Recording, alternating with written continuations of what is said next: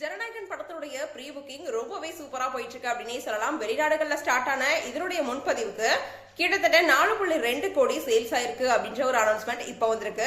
இந்த நிலைமையை பார்த்தா போற போக்குல சீக்கிரமா 10 கோடி நெருங்கிரும் அப்படின்னு சொல்லப்பட்டு இருக்கு. ஜனநாயகன் படம் ஜனவரி 9ஆம் தேதி ரிலீஸ் ஆக போகுது அப்படின்னு ஏற்கனவே அனௌன்ஸ்மெண்ட் வந்துருச்சு. இந்த படத்தினுடைய 2வது பாட்டு இப்ப ரீசெண்டா ரிலீஸ் ஆச்சு. இந்த பாட்டுல ஃபுல் அண்ட் ஃபுல் அரசியலை மையப்படுத்தி லிரிக்ஸிஸ்ட் விவேக் எழுதியிருக்காரு அப்படின்றத நம்ம ஏற்கனவே பார்த்தோம். அதுலயும் ஒவ்வொரு வரிகளுமே ரொம்பவே அழகா இருக்கு அப்படின்னு பல பேரும் கமெண்ட்ஸ் பண்ணிட்டு இருக்காங்க.